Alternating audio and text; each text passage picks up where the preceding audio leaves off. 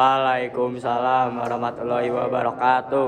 Kami dari kelompok 1 akan mempresentasikan cara pengolahan pupuk organik menjadi kompos. Perkenalkan, nama saya Rizal Nugraha. Saya Bella Berkandeni. Saya Kamelia Putri. Saya Anissa. Saya Maksal. Saya Julmat. Kami akan mempresentasikan pertama adalah alat.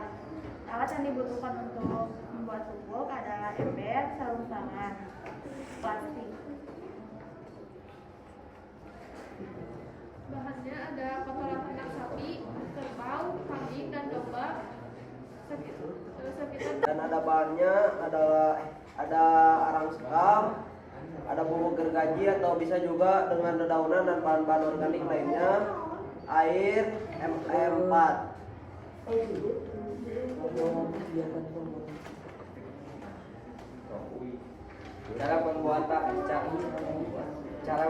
Cara membuat kompos pertama adalah menyiapkan media pembuatan pupuk, kemudian larutkan E4 dan gula ke dalam air lapisan. Pertama dari cara membuat kompos daun kering ini adalah campuran kotoran ternak dengan arang sekam, kemudian aduk hingga merata. Setelah itu taburkan di dekomposer atau E4 dan gula yang sudah dilarutkan dalam air tadi secukupnya, aduk hingga merata.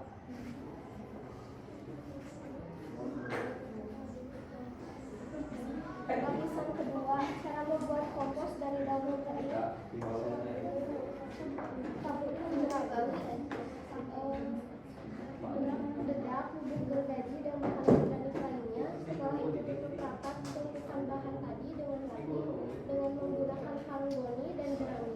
Hari kedua, aduk adonan tersebut hingga merata dan tutup kembali rapat-rapat. Lakukan monitoring setiap pagi dan sore dengan cara memasukkan tangan menggunakan sarung tangan. Jika tangan kamu tidak kuat menahan panas, maka adonan belum siap pakai. Aduk setiap melakukan monitoring. Hari keempat, adonan sudah siap dan cara mengeceknya adalah dengan memasukkan tangan jika bisa menahan panas adonan, maka pupuk organik siap dipakai.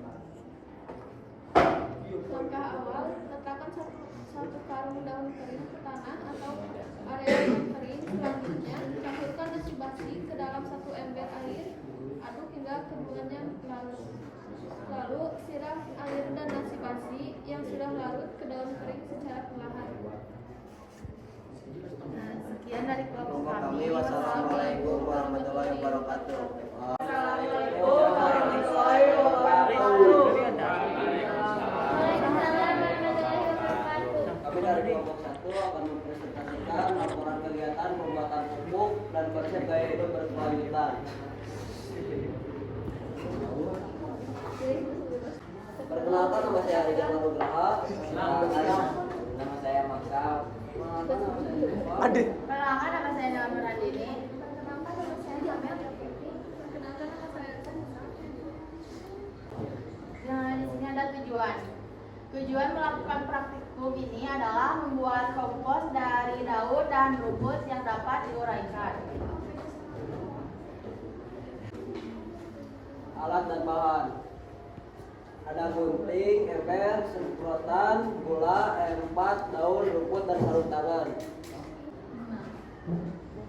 Cara kumpulkan rumput dan dedaunan, lalu setelah dikumpulkan rumput dan dedaunan digunting, lalu dijemur. Setelah itu semprotkan M4 yang dicampur dengan air. Setelah itu siapkan ember, lalu masukkan dedaunan dan rumput ke dalam ember yang telah diisi dengan M4, lalu tutup rapat-rapat. Kesimpulan, kegiatan ini dilakukan untuk pengalaman kita membuat pupuk supaya kita bisa menjaga kebersihan sekolah dan mendaur ulang sampah organik. Konsep gaya hidup berkelanjutan.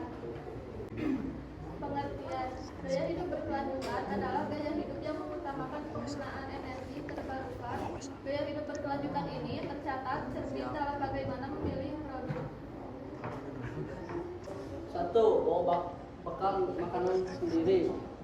Mengajak siswa untuk memiliki gaya hidup berkelanjutan bisa dimulai dari meminta siswa membawa bekal makanan sendiri.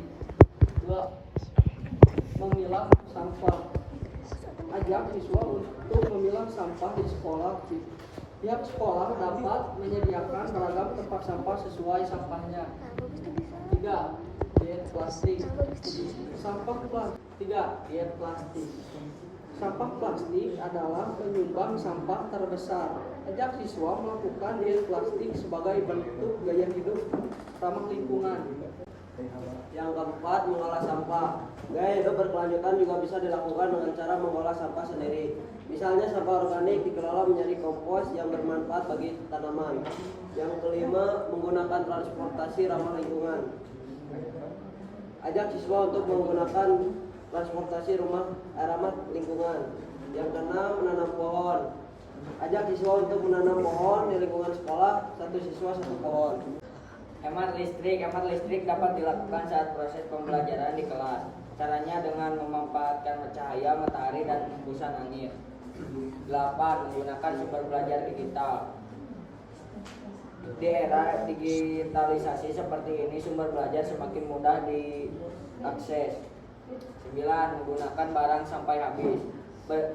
Berikan pahaman pada siswa untuk selalu menggunakan barang-barangnya sampai habis. 10. Melakukan kampanye gaya hidup berkelanjutan. Ada siswa melakukan kampanye hidup berkelanjutan. Kesimpulan, gaya hidup berkelanjutan tercermin pada produk, perilaku, dan aktivitas untuk memenuhi kebutuhan tanpa mengurangi dan mengubah akses sumber daya untuk gengsi masa depan. Gaya hidup seperti ini dapat mulai dari langkah sederhana dari tingkatkan yang paling kecil, yakni diri sendiri dan masyarakat. Sekian, terima kasih. Sekian dari kelompok kami. Wassalamualaikum